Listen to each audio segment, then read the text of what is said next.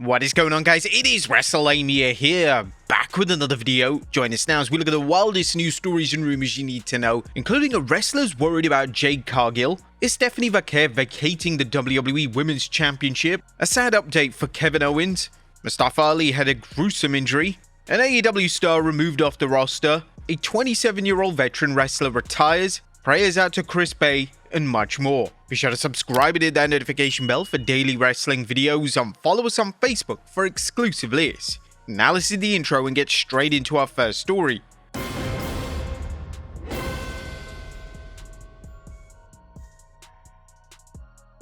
Now, first story looks at whether wrestlers are worried about Jade Cargill. Now, why hasn't Jade Cargill defended her WWE Women's Championship despite holding the belt since November 1st, 2025?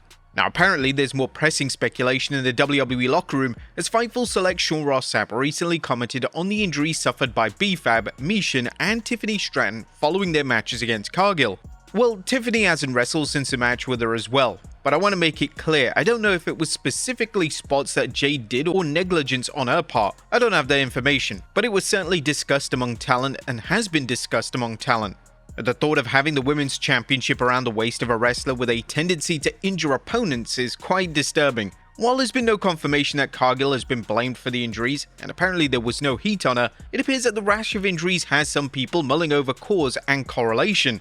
Sapp went on to say, I didn't hear of any specific heat from the office, producers, or anything of that nature, but talent definitely do notice the trend, and it does get talked about in the locker room, absolutely. This story could lead to fans and pundits revisiting the question about whether WWE rushed things by putting SmackDown's top women's title on Cargill, a wrestler who's had a bumpy road in WWE since she left AEW. You may recall rumors about WWE officials having the wrestling version of buyer's remorse over signing someone they felt wasn't as qualified as they thought. Indeed, there were even rumors that one or more WWE officials tried to throw the blame at AEW for not training Jade well enough. And whatever the case, the current Cargill Championship crisis needs to be addressed. If Jade isn't ready to defend the title, it's time to take it off her.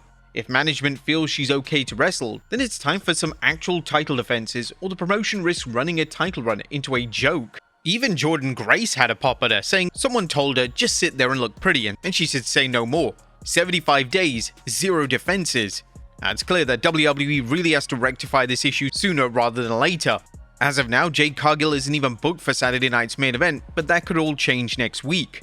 Next up is Stephanie Vaquer vacating the Women's World Championship. Now, speaking of the WWE Women's Championships, could current Women's World Champion Stephanie Vaquer be forced to drop the title due to an ankle injury she's been dealing with?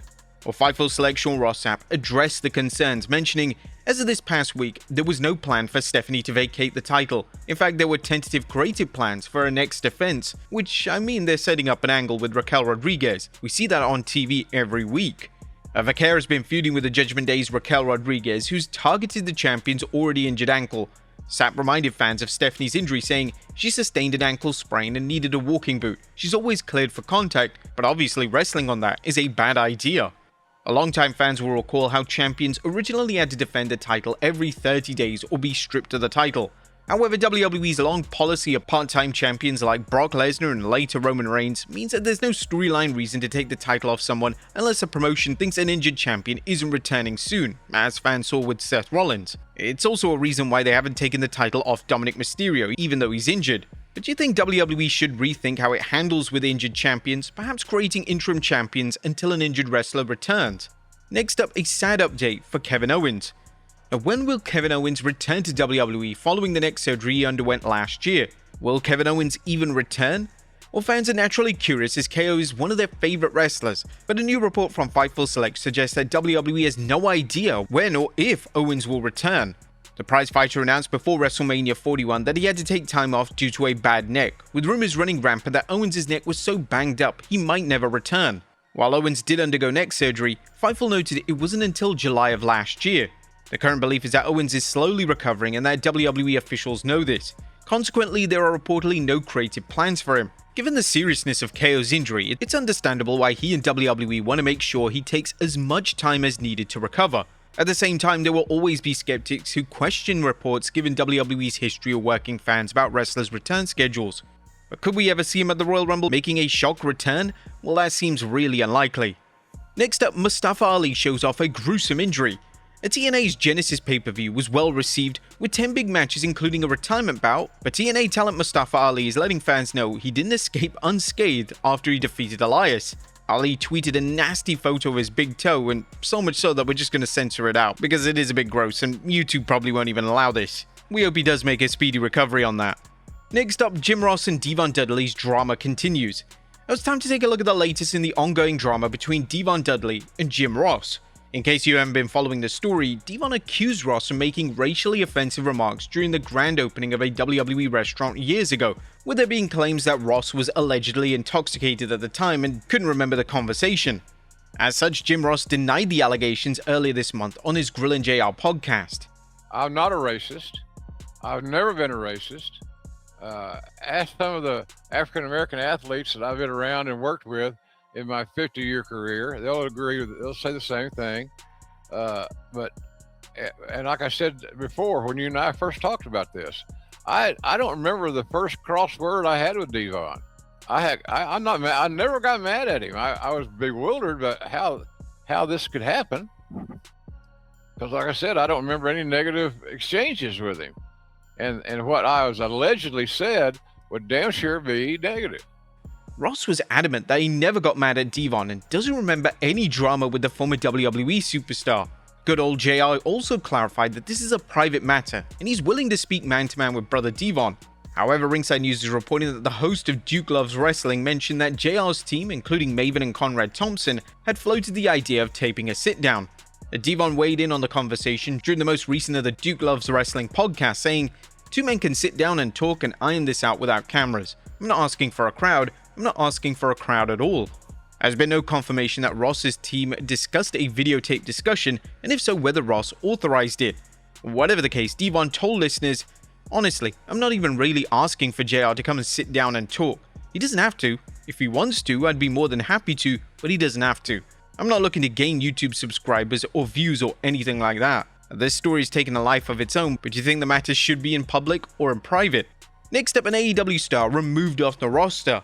Now it's time for the latest evidence. Former AEW muscleman Powerhouse Hobbs is done with the company.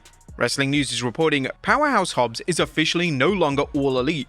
Following the conclusion of this week's episode of AEW Collision, the former TNT champion was removed from the active roster page on the company's official website, signaling the end of his tenure with the promotion. Now, while there is no guarantee Hobbs is headed to WWE, it's well known the promotion is interested in him, and as far as some fans are concerned, it's a lock that the big man will be in WWE soon. And this is a good indicator. It seems that Hobbs has no non-compete clause, but even if he was able to sign immediately, WWE could take its time before debuting him, as the promotion has a policy of waiting for creative to have a storyline direction for someone before their debut. Next up, the WWE locker room reaction to AEW signees. Or will Hobbs be welcome in the locker room if he joins WWE? Well, Fightful Select Sean Ross Sapp recently addressed this on a Q&A show, saying, "Well, it's not with the same frequency as a former WWE wrestlers coming into AEW in 2021 and 2022. But I can tell you back then, AEW talent were happy to have people in there, but also wanted to make sure that their spots were secured. And for many of them, they weren't, as we've seen in recent years. Hobbs isn't the only AEW wrestler who could land in the WWE. There's also heavy buzz about Chris Jericho returning to the company, possibly at the Royal Rumble." Next up, a 27-year-old veteran wrestler retires. Last night's TNA Genesis pay-per-view marked the end of an era as Johnny Dango Curtis, aka former WWE superstar Fandango, wrestled his last match, counting the lights for Eddie Edwards.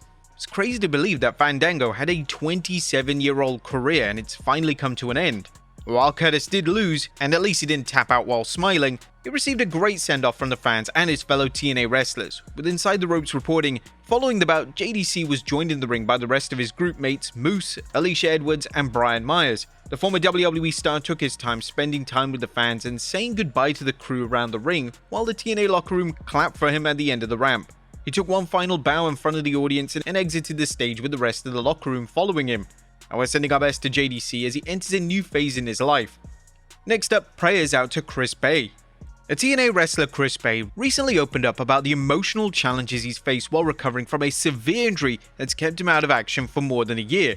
Bey took to social media to share a heartfelt message describing of how he just broke down in tears. "I cried yesterday. Let me explain.